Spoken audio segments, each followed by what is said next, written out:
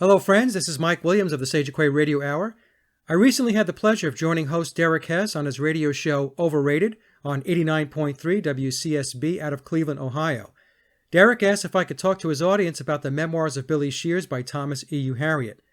For those that don't know, Memoirs is a book written in the first person by an individual named William or Bill Shepherd, who claims to be the man who has been playing the part of Paul McCartney for 50 years, after the real Paul passed away on September 11, 1966.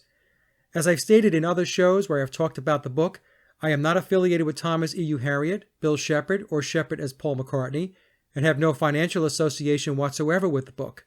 My discussions regarding the Memoirs of Billy Shears is motivated simply by my interest in the Paul is dead topic. The discussion with Derek was free-flowing, and we even venture into some philosophical dialogue about the afterlife. And with that, I hope you enjoy the conversation. Hey, this is Derek Hess. You're listening to Overrated.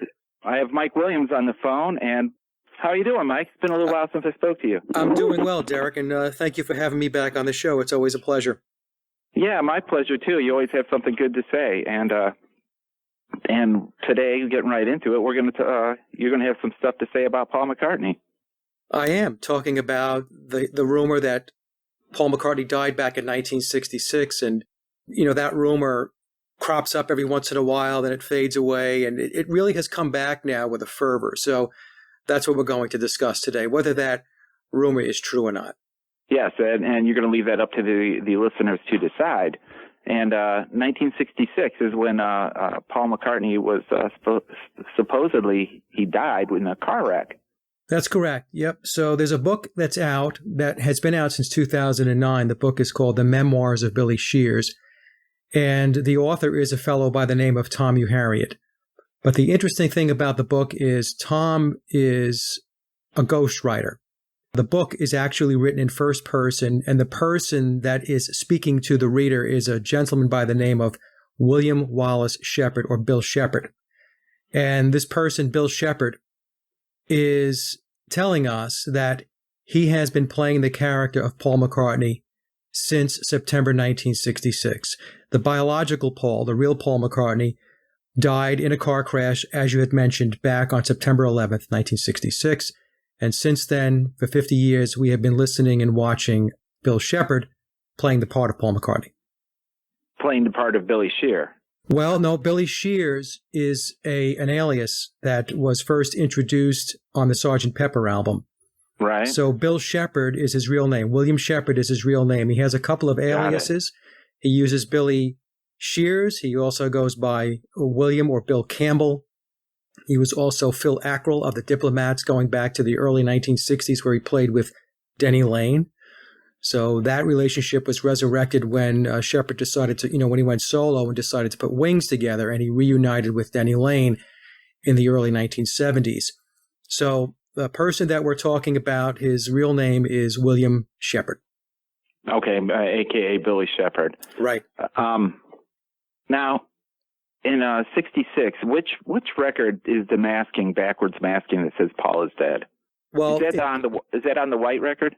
Yeah, the White Album, most people are familiar with the song Revolution No. 9, where if you play the record backwards, it'll say Turn Me On, Dead Man. Okay. But the actual clues started prior to Sgt. Pepper. The first album that Bill Shepherd played on as Paul McCartney was Sgt. Pepper. And Sgt. Pepper, of course, if you take a look at the album cover, it's a funeral scene. Prior to that, there was another album which introduced Bill Shepherd, and it's called A Collection of Oldies. And this is a very interesting Beatle album. It was released on December 10th, 1966, so that would have been 3 months after the biological Paul had passed away. And if anybody has access to that album or that CD, you could take a look at the front cover. The album is called Oldies and not Greatest Hits. So again, it was released in 1966, and this was the heyday of the Beatles, the height of their popularity in 1966. And the album is called A Collection of Beatles Oldies and not Greatest Hits. And what that album is signifying is a transition from phase one of the Beatles, which was biological Paul, the real Paul McCartney, to phase two, which was Bill Shepherd. And so that album cover has a psychedelic cover, which introduces the new era of Beatle music. So when Bill Shepherd took the helm, where the Beatles were going, they were going in a direction of psychedelic music and the psychedelic movement. So the album, a collection of oldies, actually kicks that off prior to Sgt. Pepper being released. Is that when they discovered LSD and started working that into their compositions and their music? Yeah, well, the thing with LSD is very interesting because, the Beatles started dabbling in drugs, but the person that was involved in the distribution of LSD, and this is based upon information in the book. Again, the book is called The Memoirs of Billy Shears by Thomas Hugh Harriott, is Bill Shepherd playing the part of Paul McCartney. And in the book, he states that he actually worked with British intelligence, the CIA, through the MK Ultra program, and he was behind the scenes in putting together the Monterey Pop Festival, the Summer of Love in 1967, and he was working with British intelligence and the CIA to distribute LSD. And what they were looking for was the social and societal effects of the young people once they were under the influence of LSD. So he played a part in that, and in the book, it seems like he played a rather big part because a lot of people don't know this, but that concert, the Monterey Pop Festival, that festival was pulled together. The main person behind the scenes pulling those artists together was Paul McCartney, but the person playing Paul McCartney was not biological Paul, it's Bill Shepherd. Now, Paul, it's rumored to be that he started having dreams about his upcoming death. That's right. So back in the 1965 timeframe, let's say that Paul was having these nightmares, and he was having premonitions of his death, and it started to become very worrisome to him. And these dreams were very realistic; they were very vivid, and so he would tell the other Beatles about the fact that he was having these dreams, and of course they didn't take him very seriously. They just basically scoffed it off and told him, it's okay, they're just dreams. But while he was having these dreams, he was also having this desire to kind of get things ready for his demise. So in the book, Shepherd writes that biological Paul was actually looking to try to figure out who could replace him when the time came that he would have to be replaced because he was no longer with us. And I've been asked before, how do we know that Paul was doing this? And of course, it's coming from Bill Shepherd via the book. And Shepherd, of course, is getting this information from the other Beatles because one of the comments I make to folks, Derek, is that we were listening to the biological Paul, the real Paul McCartney, for only 2.5 years. For the last 50 years, the Paul McCartney that we have been listening to and watching and enjoying the music of has been Bill Shepherd. So Shepherd, he's had a lot of conversations with folks. He was, obviously he was in the Beatles, and he's very, very connected. And we can get into that perhaps a little later in the discussion also. He's a very, very high Freemason, and Freemasonry played a huge part in his placement into the Beatles. Yes, let's get to that in a minute here. Now, the motive behind the imposter, Bill Shepherd, excuse me. Now, I listened to your other interview the other day on, I don't remember what the radio station was or the blog it was on. But one of the motives, which I found interesting, and I find it very credible knowing stuff about the music industry and working with it, is that Paul was one of the more popular of the Beatles, and the record labels were concerned that the sales would drop if Paul was no longer in the Beatles. Is that correct?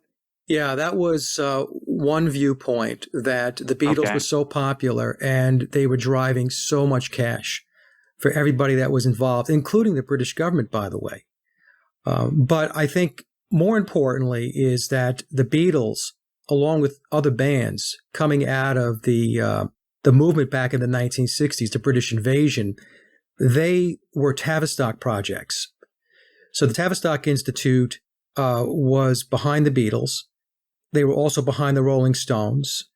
In the book, Bill Shepherd makes it very clear that the Beatles were a Tavistock project. And I believe that it was an experiment to see, at the end of the day, whether a very, very high-profile entertainer musician could be replaced. And essentially go unnoticed by the majority of the public. So this was an experiment, but what were they going to do? I mean, we may never know, but what were they going to do if it failed and people figured it out at the time? Yeah, that's a good question. So let me just back up 1 second. Sure. And I want to make it clear that the actual replacement and seeing if the public would pick up on the replacement of McCartney, that was one aspect.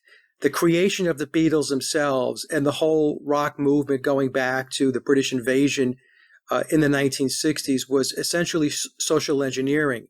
It was taking music to see where music could steer people. So they were trying to steer the social consciousness into directions. It could be any number of things that we realized back in the 1960s. It could be the drug movement. It could be free love. It could be any one of those things that Tavistock was interested in seeing what they can do via music. So very quickly, Tavistock,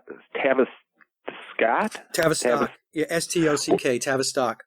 What are they? Very quickly. Tavistock Institute was formed in 1947, and it's called the Tavistock Institute of Human Relations. That actually goes back to 1921. So today it's known as the Tavistock Institute, starting in 47. In 1921, they were called the Tavistock Institute of Human Relations. But basically, what they're involved in, Derek, and what they have been involved in for a very long time, is mass brainwashing techniques. They are very interested in their ability to modify human behavior and human psychology. So they've used a lot of techniques. Think of it as mind manipulation, mind shaping, social engineering, and so on. This is what they do. Now, if you look them up on Wikipedia as an example, it won't say all this. It'll have this very generic, really nice picture of what Tavistock's involved in. But when you dig in under the covers and you get into the rabbit hole, what Tavistock is all about is mind control and social engineering. They were also behind the LSD counterculture in the 1960s, the student revolutions, and this was all financed by the CIA. So when we talk about Tavistock, Tavistock works with British intelligence, MI5, MI6. They work with the CIA, which is the equivalent of the British MI6, and so on. So basically what you have is Tavistock working with the intelligence organizations throughout the world. And they're very, very interested. One of their objectives is to be able to control the human mind. It's to be able to get people to have values that they want people to have thoughts that they want people to have. What's the old saying? Your thoughts are not your own. And this is where they go. They want you to believe that your thoughts are yours, but essentially what you're doing is many people are spewing back thoughts, ideas, values, social norms, as an example, that Tavistock and many of these organizations that work with Tavistock have created. Today, more than ever, that could really apply with the social media and just the entertainment industry. It seems like that could really apply today. And they still have their fingers in it today? Oh, yeah. So, that's a good point. So when you think about it, you say, especially today, it's very true. We see it today. It's in your face. For those people that are awake, they see what's going on. They can see that there's manipulation going on, that there's steering going on. Now, when you think about it, Tavistock has been around since 1921. So we're talking about almost 100 years of, they're having their hands in the pot doing this type of work and undertaking these types of endeavors. So the music scene, as an example, was just one of those tools that they used to be able to create that social engineering and that mind conditioning. The LSD movement, like you've mentioned that you believe Tavistock was behind that.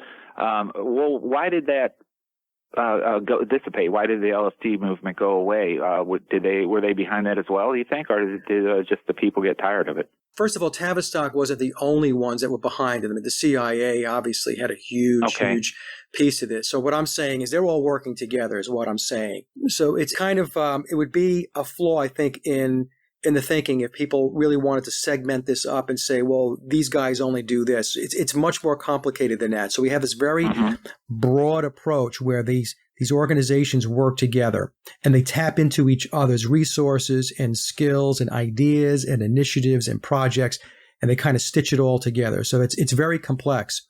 Now, I don't know why the LSD movement faded from the scene, to be honest with you. I've heard different types of ideas or thoughts, perspectives on why that could have happened. One of the perspectives that I have read, which makes some sense to me, is that it didn't go the way they wanted it to go. So in other words, what happened was when people were engaging in LSD, it was opening up their minds to a degree where they weren't really able to control these people. They weren't really able to control people that were experiencing, if you will, expanded consciousness. The same way if somebody were taking ayahuasca or peyote or those types of things there, DMT as an example, where you're having this very expanded consciousness experience. So it didn't go away, in essence. Today, it just didn't go the way they wanted it. It didn't go the way they wanted it to go. So I believe that it's possible, based upon the research I've done, that they pulled back from it. I don't think it's gone away completely. In fact, I was watching one video recently where it's been documented that many of the elites are microdosing LSD. In other words, they're not taking LSD in large quantities. They're microdosing it. And when they microdose on a very consistent basis, what they're finding is that they're able to tap into a broader knowledge base. They're able to tap into their expanded consciousness. They're able to just reach in, and they're able to experience knowledge and wisdom and ideas and thoughts and ingenuity and creativity that otherwise wouldn't be available to them. And I found that to be very interesting.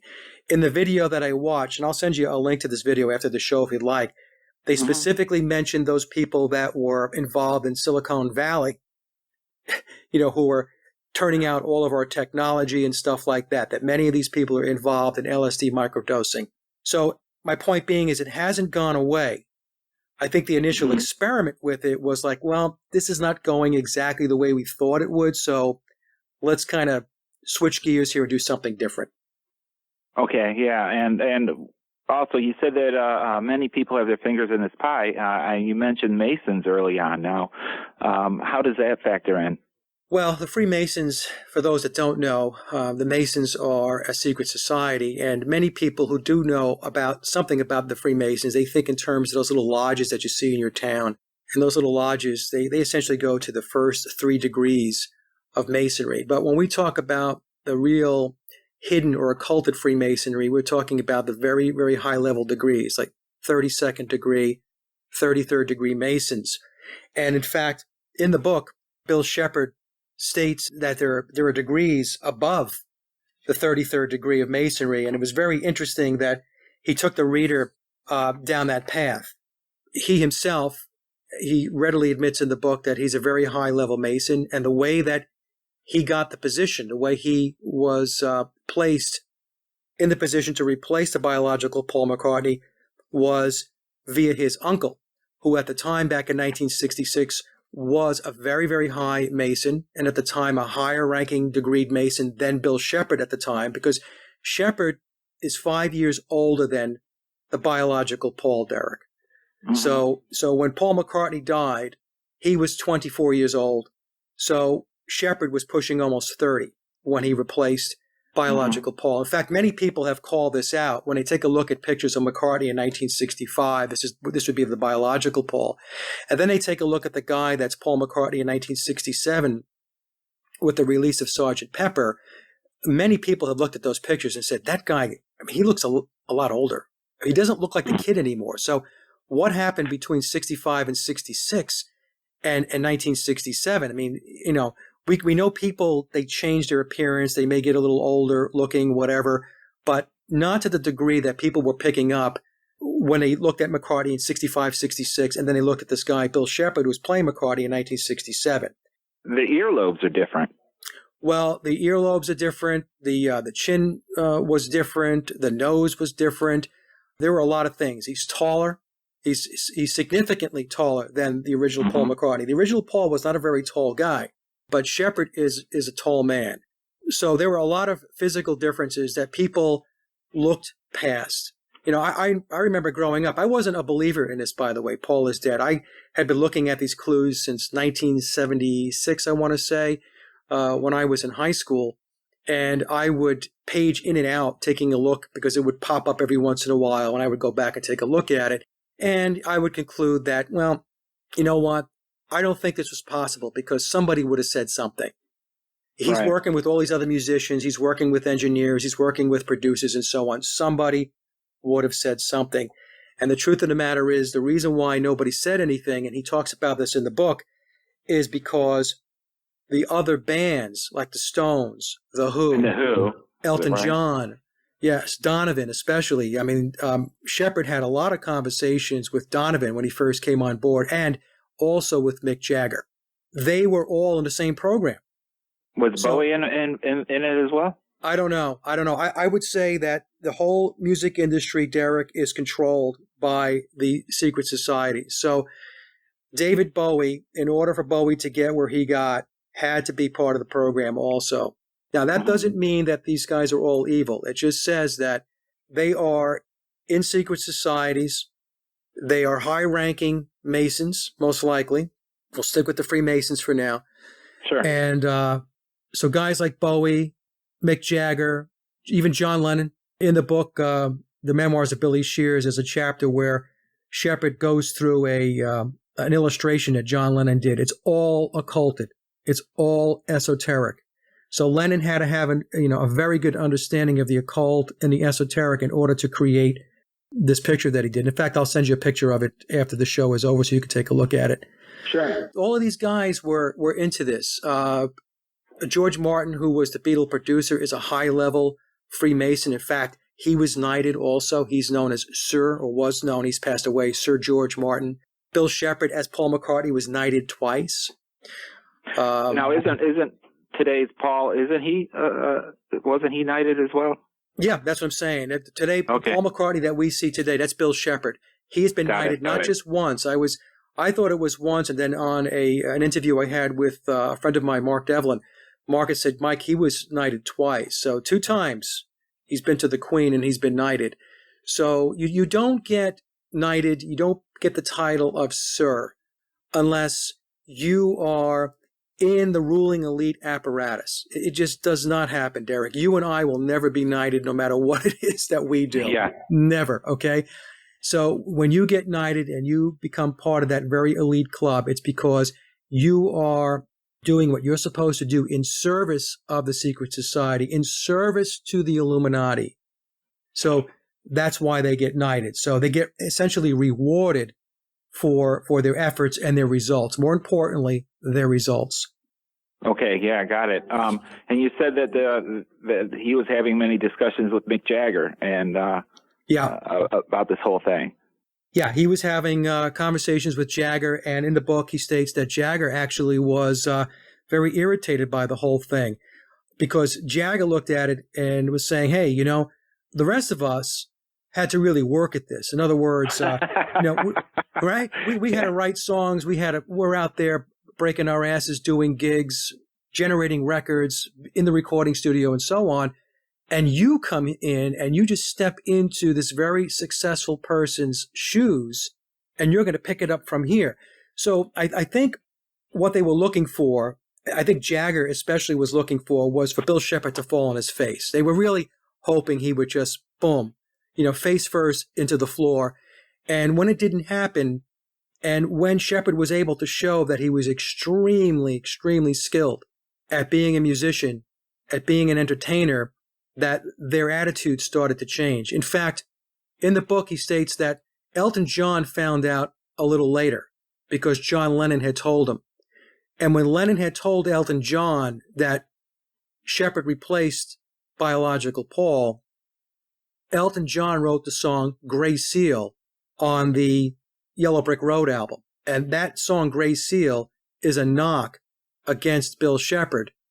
It's a Paul is Dead song, okay? But later on, Shepard states that he and Elton John actually became very good friends.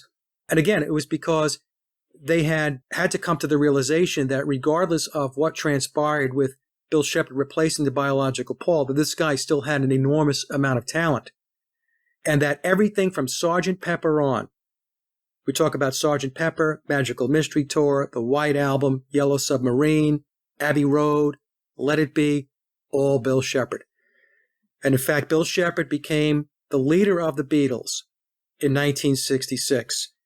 And in order to do this, he had to have a meeting with Brian Epstein and John Lennon. Lennon was devastated by the death of Paul McCartney. And when Shepherd was brought in to meet Lennon, Shepherd had a list of demands because in his mind, he was saying, if I'm going to do this, it has to be worth my while, because he had to change his appearance. One of the things that took place was there was an enormous level of surgeries and injections in order to alter the facial appearance, the facial features of Bill Shepherd, to transform him into looking more like Paul McCartney. And so he was essentially going to have a completely different life, a completely different persona. Now, his close friends and inner circle, they knew, of course. His family knew and so on, Shepherd's family. That was going to be a question of mine. Now, what happened if Bill Shepherd just disappeared? Or what about his family friends? Wouldn't there be question, well, where did he go? I mean, so a large amount of people, knew about this is what you're saying then. Yeah. A lot of people knew about this. Now, let's talk about that, because I get asked that question a lot, because basically that was my question. That's why I didn't believe it at first. Somebody's going to rat him out, Right. So, but essentially, when you take a look at Bill Shepherd, his lineage goes back to William Wallace. So if you've ever watched the movie Braveheart with Mel Gibson, Gibson was playing William Wallace. So Bill Shepherd is a Scotsman, and he has call it blue blood, for lack of another way to describe it. So he has blue blood. He has a royal lineage going back to William Wallace, the great Scottish warrior and freedom fighter for Scotland. So what you have here is you have a family that is essentially, again, this is my drawing these conclusions based upon reading the book. He has a family that's very much entrenched in this blue blood lineage and these secret societies, especially that of Freemasonry, the Scottish Rite of Freemasonry. So they're not going to say anything. His close friends and inner circle, they all knew about it. So they weren't going to say anything. In the book, he states that there were people that they did have to pay off in order to be quiet, and they paid them off. He says they didn't have to do that a lot, but there were instances and times when they had to say to people, look, here's some money, go away. Don't say anything. If you say something, bad stuff might happen, right? Yeah, that was my next question. Even if you got paid off and you spoke up, Men in Black would track them down, you think? Or something like he that? doesn't say that in the book, but you have to come to a logical conclusion that something bad could happen, because when we think about the magnitude of what it is that's being undertaken here, it's huge. It's huge. This is not minor stuff. And when you have Tavistock involved and you have British intelligence involved, you're talking about very, very high-powered organizations and people that have a deep, deep interest in this thing succeeding. Now, the other question I've been asked is, well, what about the McCartney family? How come the McCartney family never said anything? Well, in the book, he states that he met with the McCartneys, and I'm going to run through some dates with you, Derek, which will actually make your eyeballs spin around your head, because it's going to be very, very obvious when I read these dates off that this whole thing was pretty much planned. When he met the McCartneys, brought him into their home, and he went there with Brian Epstein, and it was explained to the McCartney family. Again, this is based upon what Shepherd's telling us in the book, The Memoirs of Billy Shears, that the McCartneys received him with open arms, because this is the way it's being told in the book. You can believe this or not. They wanted their son's legacy to continue. Mm-hmm. And he had come in, he brought his guitar, he was playing a couple of Beatles songs. In fact, he was doing Beatles songs prior to coming into this whole situation with replacing Paul. Way back in the early 1960s, he was doing Mercy Beat albums, and he was known as Billy Pepper and the Pepper Pots. So think about Sergeant Pepper, and then him also having this alias, Billy Pepper. And when he was Billy Pepper and the Pepper Pots, he was doing an album, let's say, of 10, 12 songs, 6 of which would be his own songs that he had written, and then the other 6 songs were Lennon and McCartney tunes. So he was doing Beatle cover songs. So that was kind of interesting, too. It was almost like he was practicing before this whole thing kind of transpired. there had to have been a very quick transition between the two. Yeah, there was a then he was like preparing. He was very prepared. So let me just read you something here in the book. Sure, he states that his uncle, who was a high-ranking Mason in 1966, called George Martin on September 12, 1966. Now remember, McCartney dies on September 11, 66 in the car crash late at night. On September 12th, George Martin, the producer of the Beatles with EMI Records, Parlophone Records, receives a call from his uncle. He doesn't give his uncle's name, although I'm surmising here, I think there's a clue for us in the song Uncle Albert. Oh, yeah. Okay. So he calls George Martin on September 12th, 1966, and ordered George Martin to have Shepherd replace Paul McCartney. He said that Bill Shepherd was selected to replace McCartney because of his long qualifying lineage and musical talent. And the same uncle who ordered George Martin to have Shepherd replace McCartney had also ordered Shepherd as a young man to acquire the talent in anticipation of that day. So I'm not saying anticipation of that day specifically meaning in the replacement of Paul McCartney because McCartney died, but I think what they were doing was they were preparing him to step in to a key moment in time when he could take over. And what I have surmised is that Bill Shepherd as Paul McCartney is a handler. He was a handler. He became a handler of the Beatles. He was the de facto leader of the Beatles starting with 1967 with the release of Sgt. Pepper. And virtually every Beatles song starting with Pepper right through the release of Let It Be had Paul is Dead clues and hints in it, whether it be backmasked vocals. It was basically, a lot of it was done through wordplay in lyrics, replacing he with she, and so on. And now, why would they do that? Why would they put out clues if they didn't want people to know? Well, I think what they were doing was, I think it was a lot of tongue-in-cheek. I think it was a lot of winking and we're nod. Getting one over on you. Yeah, let's see if people pick up on it. I think it was part of the whole Tavistock experiment to see how far they could push the envelope. That's what I think was going on. Plus, and I won't get into it too much here because it's pretty dark, but there was a lot of very dark cult aspects of this that he talks about. We like dark. We like dark here at WCSB. So, well, I'll finish up on this whole thing with his uncle for a second. Then we'll go back to the dark aspects of it. Okay. When George Martin caught up with Brian Epstein was the Beatles' manager. Epstein, in my view, although it's not stated in the book, was also a very high-ranking Mason. And he had to be. He had to be in order to be a part in this whole play. And I'm going to call it a play because at the end of the day, it's all theater. It's all theater. So when George Martin got the call from his uncle, Shepherd's uncle, and said, hey, my nephew's going to replace Paul McCartney, make sure it happens. George Martin picks up the phone. He goes to call Brian Epstein. And by the time he called Brian Epstein, Epstein had told Martin that Shepherd had already been selected. So word got around pretty quick. In the book, to go into some of the occult stuff, he openly discusses mysticism, including Aleister Crowley, Kenneth Anger, who was the successor to Aleister Crowley. Mm-hmm. He gets very deep into the esoteric symbolism, and he also talks about Satanism. The version of Satanism, or how he refers to Satanism in the book, is called Paulism. So it's an cult. Wow. It's a cult around the death of Paul McCartney. So in the book, though, he although he disavows Aleister Crowley, he calls it a doctrine of hate. He says he himself is not a Satanist. He explains that he only leveraged Satanism to achieve success. Now, I read that, and I thought to myself, that's one of those, I want to have my cake and eat it too discussions, right? I'm not a Satanist, but what I did was I leveraged Satanism in order to become extremely wealthy and to have incredible, enormous levels of success. The book, along with anything that has to do with the Beatles, is heavily, heavily into numerology. And although in the book he says he's not caught up in it, he's not caught up in the numbers, he states several times in the book that McCartney is all about the nines and that he's all about the sixes.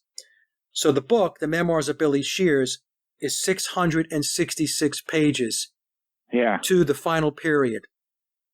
It has 66 chapters. The book is loaded up with the numbers 3, 6, 11, 33, 66, and 666. These are all occulted numbers.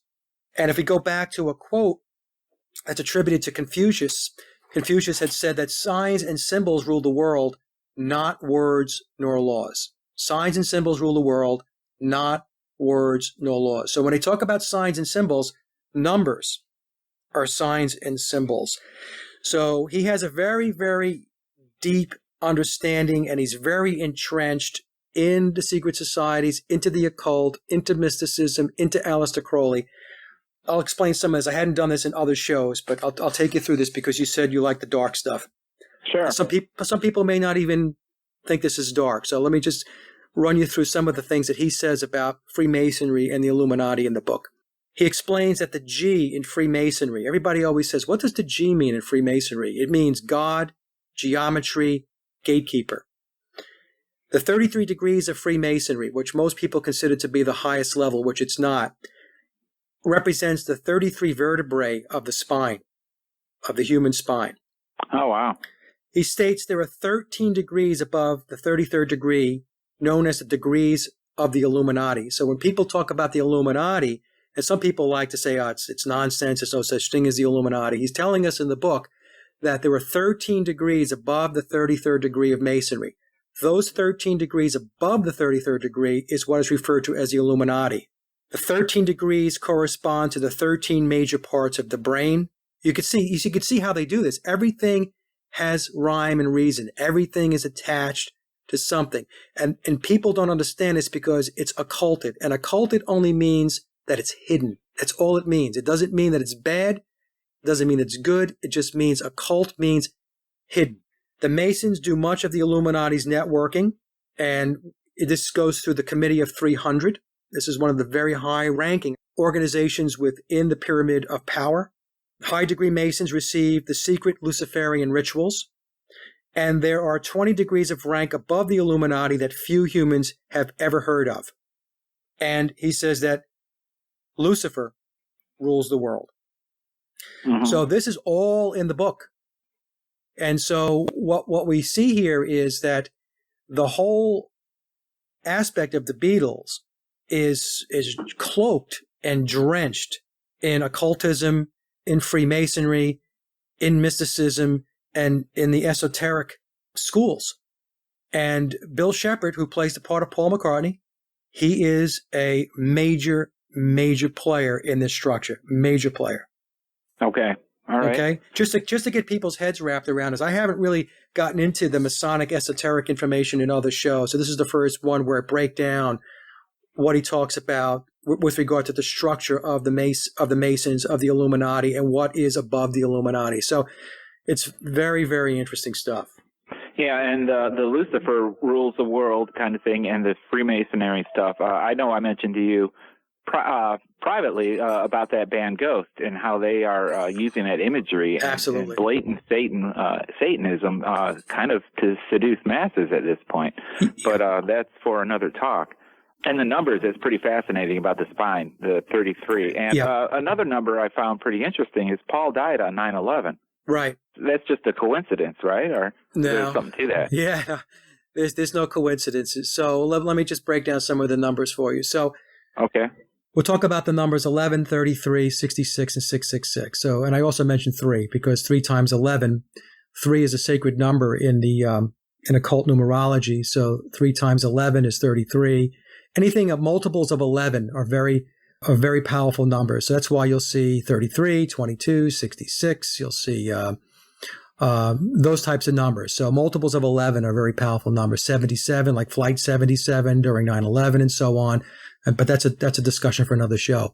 Mm-hmm. When we talk about the numbers, the date of death, September 11th, 1966, if we add the numbers up, 9 plus 1 plus 1, that's 9/11, plus 1 plus 9, the 19 of 1966, plus 6 plus 6. So 9 plus 1 plus 1 plus 1 plus 9 plus 6 plus 6 equals 33. Now, biological Paul's date of birth was June 18th, 1942. Let's take a look at his date of birth. 6 June 18. 1 plus 8 is 9. 9 in occult numerology, it's the inverse of 6. So his date of birth, June, is 6. The date is the 18th. 1 plus 8 is 9. Turn the 9 upside down, it becomes a 6. In 1942, 4 plus 2 is 6. So Paul's date of birth, 6/18/42, is interpreted as 666. That's biological Paul. Now, the date of his death is 9/11/1966, and we've already shown that that date reconciles down to 33. It also reconciles down to 666, and I'll take you through that in a moment too. Now, if we take a look at the number of months that transpired between biological Paul's date of birth, which was June 18th, 1942, to the day he died, September 11th, 1966, it's 290 months. 2 plus 9 plus 0 equals 11. And it was 290 months plus 24 days. The 24 days, 2 plus 4 is 6. So the 290 months, 2 plus 9 plus 0 equals 11. The 24 days, 2 plus 4 is 6. 6 times 11 is 66. So that's one aspect of it. And the whole thing, like I said, it is so tied into the numbers. And the Freemasons and the secret societies, they love that. I tell people they paint by the numbers. So I'll go through the one more number aspect here because I don't want to get people's eyes to glaze over, but this one is very important. Okay. The Beatles' first album, released March 22nd, 1963, was Please Please Me. That was the first album with the real Paul McCartney, biological Paul, on it. The release date of March 22nd. March is the third month of the year, the 22nd day. 3 times 22 is 66. Sgt. Pepper was released on June 1st. That's the first album with Bill Shepherd playing the part of Paul McCartney. So that was his debut album. Sgt. Pepper was released on June 1st. So June being the 6th month, on the first day, 6 times 1 is 6. When you attach that to the Please Please Me number of 66, you have 666. So the point I'm trying to make here, again, for the folks, is that a lot of people have a hard time getting their heads wrapped around this aspect of it, Derek, is that numbers play a very, very important part of the planning, of the strategy, and the execution of those in the secret societies. And the secret societies, those are the organizations and institutions that rule.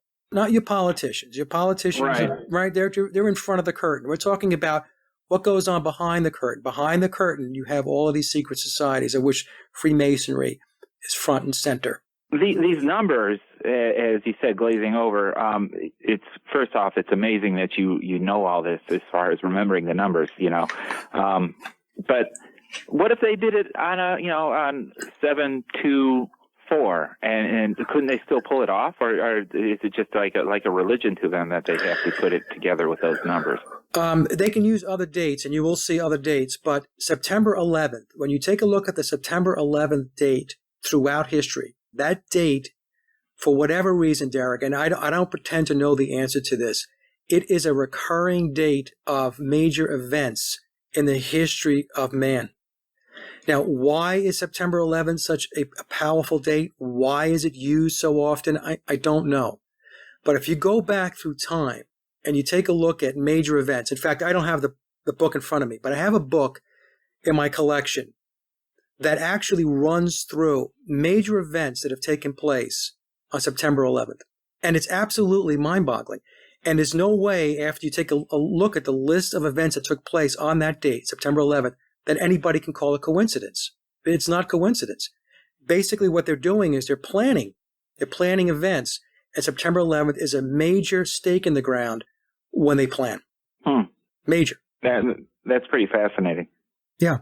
Yeah. In fact, when you take a look at most things that go on, major events that take place, once you start looking at the numbers and you start adding them up with regard to the dates, times, they like to also play with times. In other words, news articles will be released on the internet and it'll have a time that will be stamped. Just like you said, they like to play with times. Couldn't another time suffice? Couldn't another time be, just, well, let's do it at this time. Let's just do it and see what time it happens. Or why do they coordinate it on these dates, these times? Is kind of my question. Okay, yeah, they coordinate on specific times and dates because these times and dates in the occult, Derek, they have power. They have a purpose. So they believe that through the use of their symbols and their numbers and their signs, that they're able to manifest power. And by manifesting power, they're also manifesting control. And that's why they plan accordingly. So could they use other dates that total to numbers like 11, 33, 66, 666, and so on? Yes, they could. But evidently, and like I said, I'm not so well versed in this that I can speak unequivocally as to why certain dates or certain times are put out there. But when you look at it and you stare at it long enough, the only conclusion you can come to is that these dates and certain times have definite meaning. There's a reason why they're using them. There's a reason why you're using them. Now, Paul McCartney's his birth date and that added up to the 666. Now, what about Bill Shepard? What's his number? Well, we don't know. We don't know when Bill Shepard was born, right? That's right. Right. Yeah. He only says in the book that he's 5 years older. Now, in the book, he clearly states that he had to stay away from certain information. Like he couldn't talk about his family, specifically names of his family, because if he had written the book, let me just back up a second. He wrote the book, he refers to it as historical fiction, which means that there is absolute truth throughout the book. Historical dates, events, and players and so on are truthful. But he had to weave enough fiction into the book so that he would not be in breach of his confidentiality agreements and his non-disclosures. In order for him to play the part of Paul McCartney, he's under contract. He has confidentiality agreements and non-disclosures in place. Mm-hmm. Okay? So that's how he's playing the part. Think of it as this way. His use of the name of Paul McCartney, think of it as it's a corporate fiction. It's a contract. A trademark. Yes. It's a brand. It's a corporate-based legality. That's what it is. That's who he is. So like when somebody comes to somebody and says, hey, are you the ABC Corporation or are you the ABC company? Now, this person, let's just say that they're the sole proprietor of the ABC company, and somebody asks them that question, they're going to say, yes, I am the ABC company. They know that the person is referring to their company or their business. They know that. The person who's answering and saying yes. What they're saying is, yes, that's my corporate entity. That's my business entity. That's my brand. But it's not the flesh and blood person. So when they ask him, when they call him Paul McCartney, or are you Paul McCartney, he's answering from a corporate fiction or straw man perspective. He's saying, yes, I am the corporate entity. I am the business entity known as Sir James Paul McCartney. And they leave it at that. So do you think people ask him straight to his face these questions? Yeah. I think people have asked him. There's a dialogue going on between him and David Letterman going back a few years ago. And of course, Letterman is in on the whole deal too. Letterman is a very high level. He's a very high level Mason also. Okay. Yeah. No, I believe you. No, he is. He's a very high level Mason, along with Jay Leno and all those guys.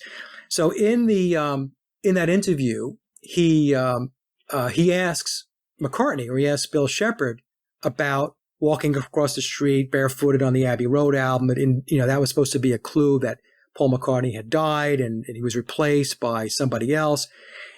Shepard says, yeah, I'm that guy. I'm that guy. So he's being very coy. So Shepard, what you have to understand about Bill Shepard, he's very smart. He's very intelligent. This guy he's a very worldly person. So he's very good at wordsmithing. He's very good at being evasive, saying something without saying something. So the person sitting in the audience is going to listen to his response during that dialogue with David Letterman, and they're going to say, "Oh, he's playing along, and It's ridiculous. Oh, yeah. Paul McCartney didn't die, but what he's really saying is that, all those rumors about the guy that replaced him by a good double, a good lookalike, yeah, I'm supposedly that guy. I'm that guy. Good way for him to deflect it. It's a good way to deflect it, right. And so at the very end of that interview, what happens is there's a sign, a hand gesture that the Masons use. And what they do is they bring their finger to their lips. It's kind of like when people want to say to somebody, be quiet, like hush, they put their finger to their lips. That is a Masonic hand sign, which means we keep our secrets. We divulge no secrets. And Shepard does that at the end of that discussion with David Letterman. And then he smiles a bit, and of course Letterman has this big smirk on his face. So right, because he's in on it, right? He's in on it. I also got asked a question about whether people like who worked with Shepard as Paul McCartney, like Michael Jackson, Stevie Wonder, whether they knew. And my take on it is yes, they knew. Again, this is not in the book, but based upon reading the book and knowing that Jagger and the Stones knew, the Who knew, Elton John knew, Donovan knew. I mean, these guys all knew. There was no way that artists with the stature and the level of success that Michael Jackson had or Stevie Wonder had, that they thought they were going into a studio and thinking that they were playing with Paul McCartney. Because first of all, there's going to be other people there. There's going to be engineers. There's going to be producers. There's going to be friends. So before Michael walks in or Stevie walks in, everybody's calling him Bill. And then as soon as they walk in, what does everybody do? Say, oh, okay, now we got to call him Paul. So I think they all know. They all know. And it's a big club, like George Carlin said, and you ain't in it. It's amazing the level of secrecy that can be kept, Derek.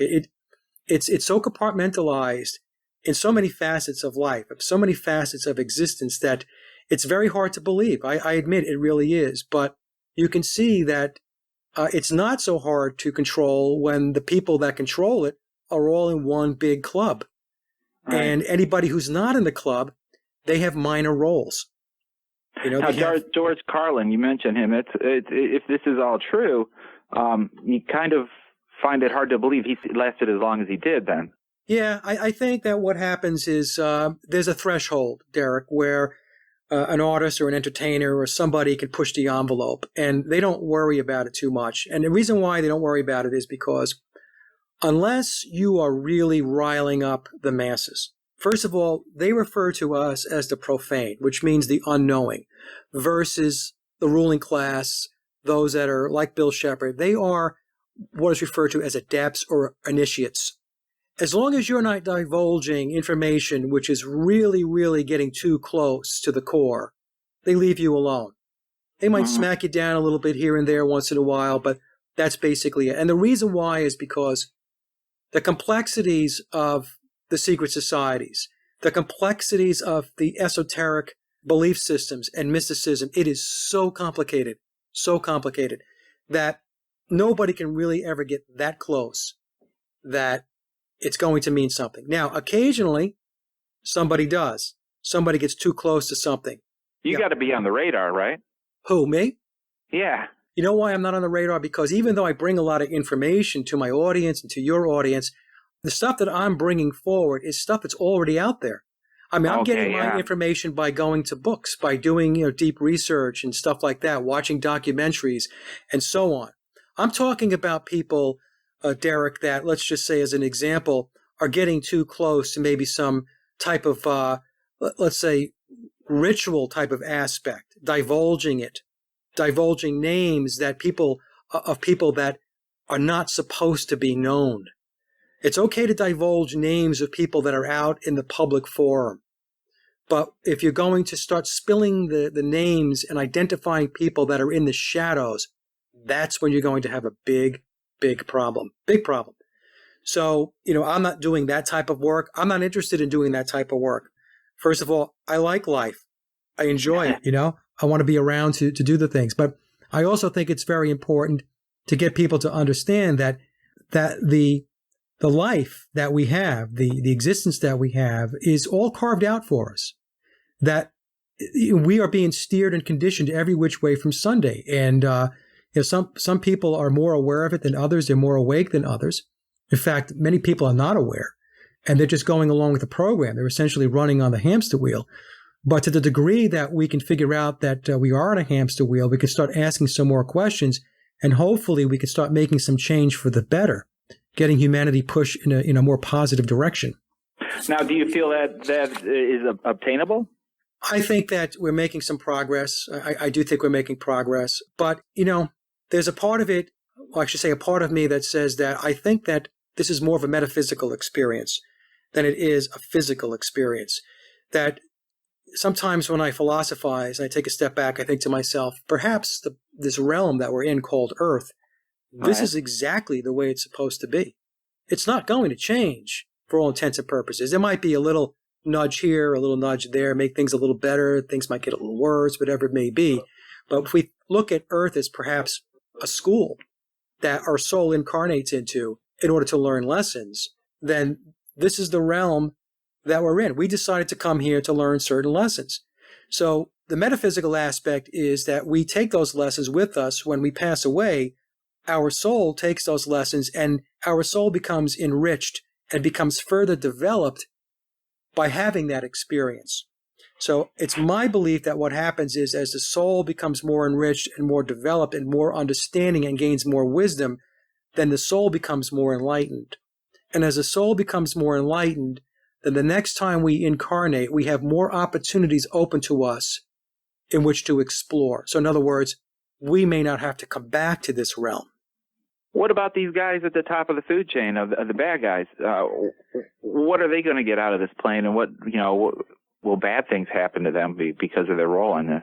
Well, I think that what happens is that, again, nobody really knows for sure. So I have to take my research and also the work that I do with my spiritual regression work, where I take people into the spirit world and such, that what happens is that some of these souls will have opportunities to turn things around with the next incarnation. So in other words, it's called the law of causality. Every cause has an effect. Every effect has a cause. Other people will refer to it as karma. Now, other souls are corrupted. In other words, they have no intentions of turning things around or making things better. They relish in the darkness. And there are realms in which, after they pass in this life, in which they will reside, that was suitable for the type of spiritual level of unenlightenment that they can exist in until they come back or go someplace else. Is their goal to bring other people into that camp there, onto the dark side? Like, let's just say, Star Wars. Come to the dark side, Luke. Yeah, I think so, because that's their ideology. That's their belief system. That's what they believe. So, it's like if you believe something. So if you believe something, then you're going to say, hey, I believe this. You're going to want to bring as many people into that circle as you can because, you think this is a good thing, or this is, where you need to be. This is where you're going to develop. This is where you're going to learn, and so on. But the other thing we have to understand is that when we talk about the people that are involved in bad aspects and evil and stuff like that, think about how long they live for the most part, Derek. They live very long lives. And so when we get down the path of them wanting to prolong their lives through transhumanism, as an example, I want to have my consciousness on a hard drive, on a computer. I want to be able to have my consciousness here in the physical world to live forever, to exist forever. What are they doing when you think about it? What they're really doing is they're avoiding the non-physical realms. They're trying to continue their existence in a physical realm in which they rule and where they're comfortable, in which they know that it's a safe zone, if there is such thing as a safe zone, or say a safer zone is probably the way I should word it. So it's a very complex, very, very complex area in which to start thinking about and starting to philosophize about. It's very, very, it can really jam your head up. But on the other hand, I think that philosophizing is what humans should be doing more of, because we really should be trying to understand more about what is life about, what is existence all about. Yeah, how about us getting off topic, huh? Oh, that's okay. I was going to ask you if you wanted me to go through some of the dates with the swap of Paul McCartney so you can get an understanding of how much Bill Shepard was in the wings. Sure. Okay, let me just take you through that, and so we could swing back to the actual topic here. So as we mentioned, McCartney dies in a car crash very late in the evening on Sunday, September 11th, 1966. as the story goes, and as Bill Shepard explains in the book, he was decapitated. It was a brutal, brutal car crash. He also had a passenger in the car. Her name was Donna. We don't have a last name, but he had a passenger that he had picked up. She was hitchhiking, and so both of them die in that car crash. Now, Brian Epstein meets with Bill Shepard on September 12th. Now, this is the day after, maybe even several hours after, because the car crash took place late in the evening, very late on September 11th. So, and as I mentioned before, Shepard was known as Billy Pepper. He's recording Mercy Beat albums, including Beatle cover songs, and he was known as Billy Pepper and the Pepper Pots. Epstein then sends a telegram to Lennon, who was in Paris. Now, the story by some researchers says that McCartney left the studio on September 11th. He was very upset because he had had an argument with Lennon in the studio, but that's not true. Lennon was not in the studio. He was perturbed by a discussion he had with Brian Epstein on September 11th because Epstein was handing out song allocations for the next album, and he had said to Paul, here, you've got to write 5 songs by this date. And evidently, that didn't sit well with McCartney. I'm not thinking because it was 5 songs. It was probably 5 songs within whatever time frame that Epstein had given him. So anyway, the point being is Lennon wasn't there. Lennon was in Paris. So Epstein sends Lennon a telegram in Paris on September 13th. That's a Tuesday, 1966. Epstein introduces Bill Shepard to John Lennon on September 16th, 1966. That's a Friday. That's 5 days after Paul dies.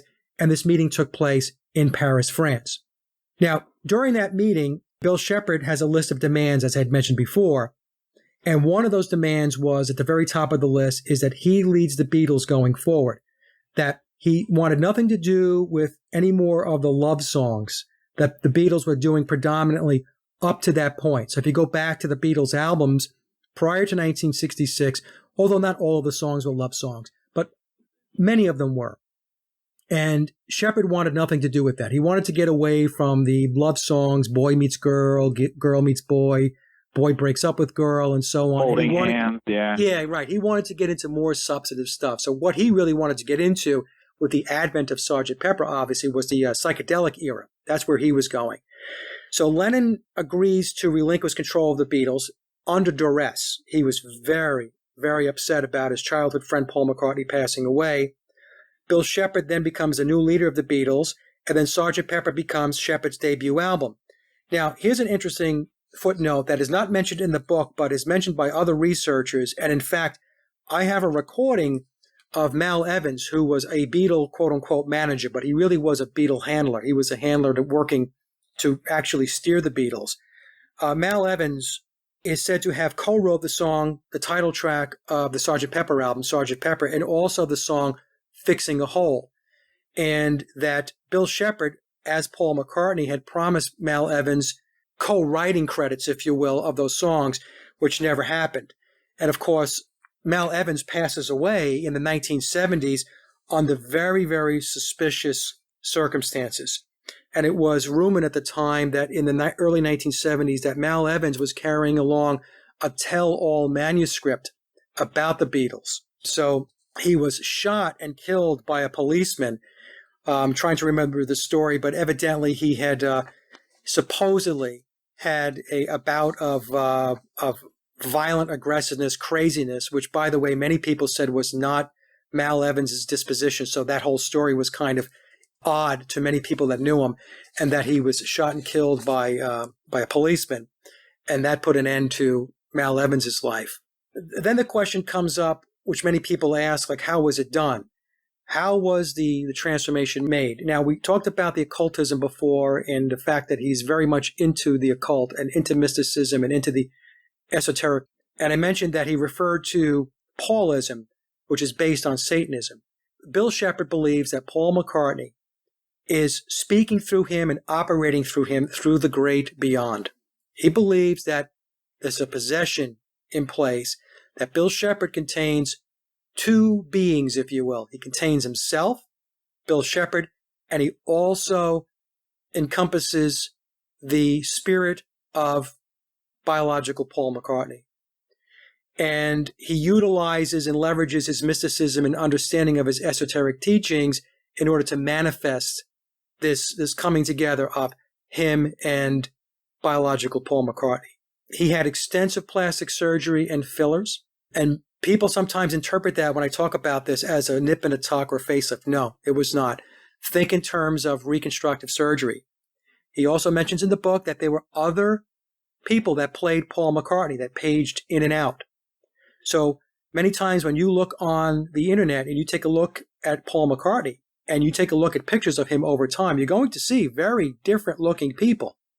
And I put a slide together on this. Very, very different looking people. Why is that? Because along with Bill Shepherd, who has a permanent contract, that's what he will say. There were other Paul McCartneys, people playing Paul, but he's the only one with a long-term permanent contract. And so these other Pauls, it's my supposition, paged in and out when the surgeries were at a point where maybe he could make a public appearance. So somebody else would make a cameo. Somebody else would be seen in public. Somebody else would be photographed in a magazine who looked a lot like Paul McCartney but wasn't Shepherd. He was tutored by Brian Epstein. This is how you know Epstein was in on the whole gig, and a Mason. Brian Epstein had tutored Bill Shepherd on many of biological Paul's mannerisms and quirks. He had to master Paul McCartney's arching of his eyebrow. He's naturally right-handed and had to learn to play left-handed. Oh, wow. And that almost didn't come to fruition. And in fact, he says that he was able to master playing left-handed by essentially summoning Paul McCartney to come forth and to help him with left-handed playing. Now, some people are just going to be going nuts over that and just rolling their eyes. I'm just telling you what's in the book, and I'm telling you that this guy is deep into the occult. And if you do research into the occult, deep research into the occult, this is what they do. They summon unseen forces, okay? So I'm not putting this out of the realm of possibility. The thing is, now what happened was once he had the surgeries and the fillers, and he was known as the man of 1,000 voices. Bill Shepherd was a very seasoned session musician, and one of the things that he was asked to do many times was to mimic other singers, and he was very good at mimicking other singers. And this is how he was able to get his voice to sound very similar to Paul McCartney. He's not an exact match. But what happened over time, Derek, is that people see what they want to see. So what was happening was presentation is everything. He was pictured with the Beatles as Paul McCartney, therefore he's Paul McCartney. And when you take a look at Sgt. Pepper, the Sgt. Pepper album, and all of their beards, their mustaches, the whole presentation of the Beatles was completely different from anything the audience or the public had seen prior. So if you think of, let's say, Revolver as an example, or Rubber Soul, and you take a look at what the Beatles looked like then with their mop tops, and then you look at Sgt. Pepper, there was an amazing stark contrast difference in how they were being presented. Well, was it that same time they decided they didn't want to play out live anymore? Right, exactly. So Brian Epstein comes out and says that the Beatles are no longer going to play live.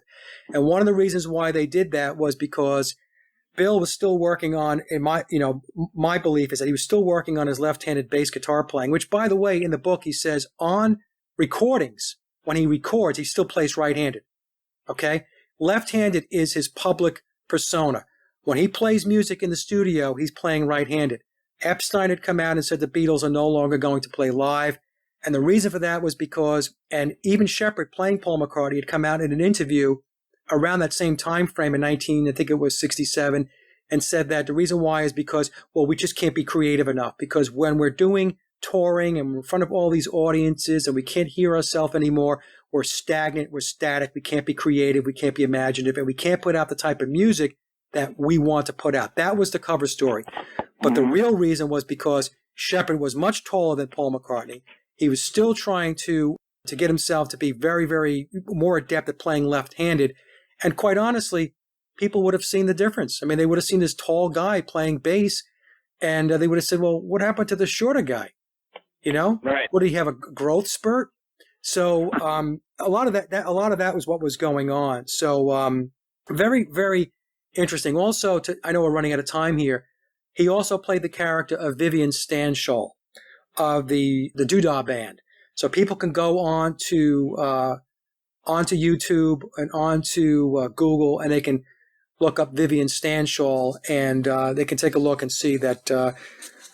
Also, you could see a transition of Vivian Stanshall before the injections and the plastic surgeries took place. Even he changed drastically in his appearance.